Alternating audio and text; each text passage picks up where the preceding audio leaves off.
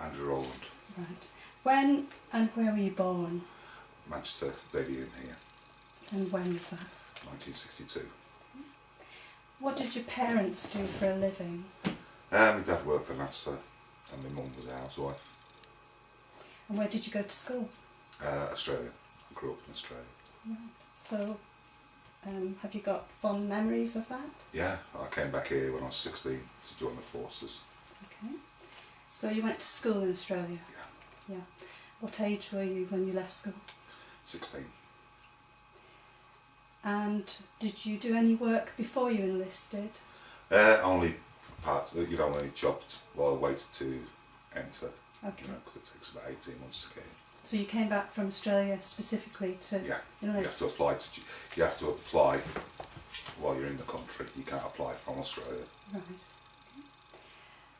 So, how old were you when you joined? 17. And so that would have been what year? 1980. Do you know the name of your regiment and unit? I was in the Navy, so you change from ship to ship. And did you have a rank or number? I was a weapons engineer and mechanic, radio. And did you have much say about which unit you went into? You don't have a choice in the ship you go to, but you do have a choice into the branch you're trained to be in. And how long did you serve? 5.5 years. Can you describe your first memories of the training? Training?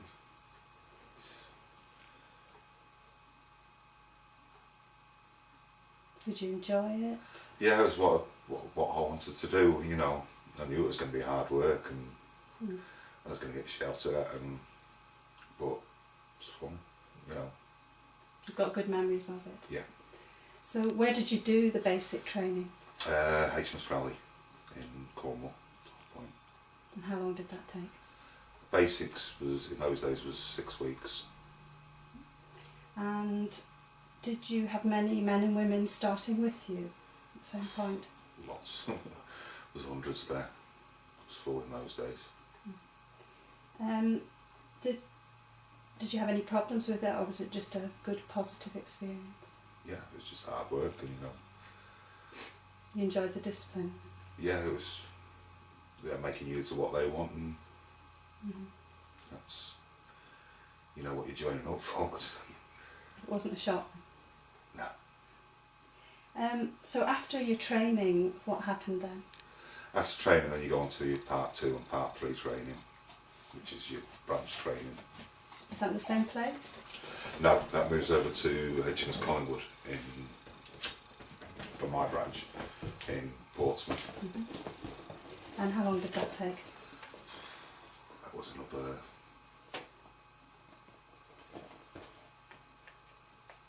6-7 months.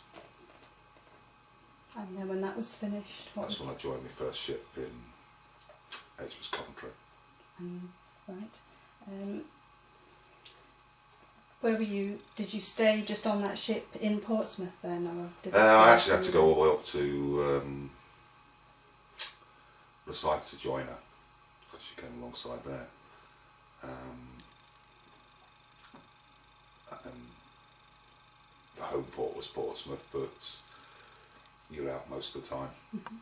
So you didn't stay there long. It would then move off, would it, once everyone had joined, or? You normally, when you join a ship, you normally spend 3 years on the ship, and then you get a bit of short time, and then back to sea again on either the same ship or a different ship. And did you enjoy being on the ship? Yeah.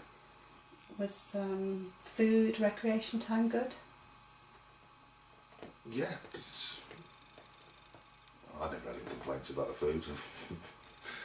But recreation time where you work, and then you find something to do. So when did you first get called into action as such? That we just left, and it was April '82. We just left Gibraltar, we're off North Africa, and the captain came up and said that Argentina had invaded the Falklands and that we were stripping the other ships that were going back to their home bases, and we were going, and that was it. So that was at the initial. You were That part was of that. Yeah. Yeah. All sat there going, Falklands, all thinking the north of Scotland and thinking, what's Argentina doing up there? Mm. Because when we left Portsmouth, the Argentinian 42, which is near enough identical to ours, was parked behind us, and that was only 6 weeks earlier. That's strange. Very. So that was quite a long journey. When you're at sea, the journey doesn't, because you're inside most of the time. When you're at sea, you don't see anything. Just the waves and that. Time doesn't seem to think. And did it feel different though, knowing you were going towards a conflict? Yeah, everything changed. The way we operated, we moved from normal to what's known as a defence station, which is where we're basically 6 on, 6 off, continuously. We didn't change the time zone, we stayed in T. And the other thing is, what we're trained up for, we're dressed like that all the time, instead of just for exercises. Were you nervous? Did it feel more stressful? It's weird,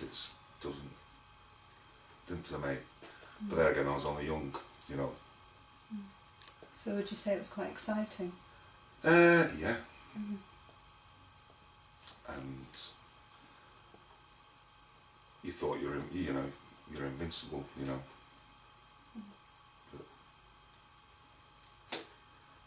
So when you got there, what was the first thing that happened? Were you involved in skirmishes straight away? Or?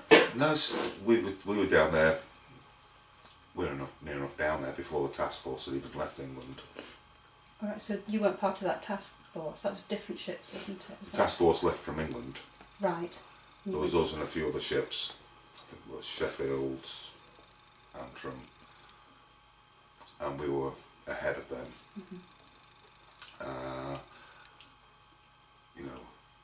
As I say, we were off North Africa, so we just went straight down. So it was a shorter journey. Yeah. Yeah. So when you got there, what happened? We were just sitting around listening. We were silent, so they didn't know. Well, they knew we were there, because on the way down we did a couple of circuits of Tenerife. So we'll seen one ship go through and then 2 ships, but it wasn't. It was only us going round and round in circles. But we sat down there for, must have been about a week, 2 weeks, just listening. There were things going on. I think the first thing was, I can't remember whether it was just before the task force arrived or just after, but half the ships ran away to South Georgia and retook that. And then everything sort of went live when the task force arrived. And how was that then? The only time I ever saw the task force was at night, because during the day we were 26 miles away from it, with the outer radar air defence picket ship. So, at night we'd come in and refuel and re-ammunition if we needed to. And where was that from? Was that from the? We'd come in from 26 miles, steam in, do what we needed to do by the task force in darkness, and then be back out there as soon as we could. So did you see much of the fighting and the bombing? No, we're not up to that stage yet. That doesn't really start until like the beginning of around May Day. And that's when it really started. And there's lots of things.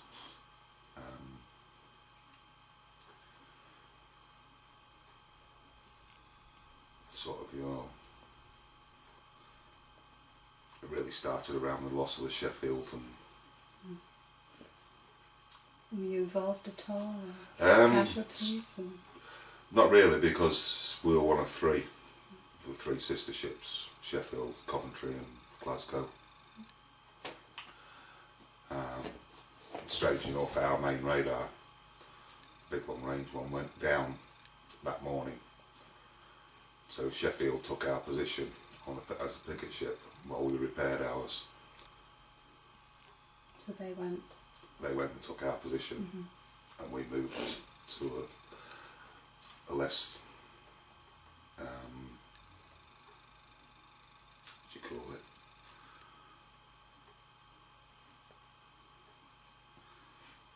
I can explain it. There was the south of the task force was Glasgow, then we were the most western ship, and then Sheffield tended to be the northern ship. So we went from west to north. So that moving away really while you sorted the ship? Yeah, well, our main long range radar, which was 200 miles, was down. So we had to repair that. That was strange, but I didn't know if you knew anyone on board or... Sorry, I don't... Didn't know if you knew anyone on board. Oh, I see, yeah, with Sheffield. Sheffield, yeah. So was that very upsetting for everyone? Wasn't. Made you think. But it didn't. A couple of weeks earlier, well, a week earlier, when the task force arrived, Sandy Woodward came on, and he said told us he expected to lose 2 of the Type 42s. There's only 3 of us, so... That was your ship, a Type 42? Type 42 destroyer, yeah. Out of 3? Out of 3. Right.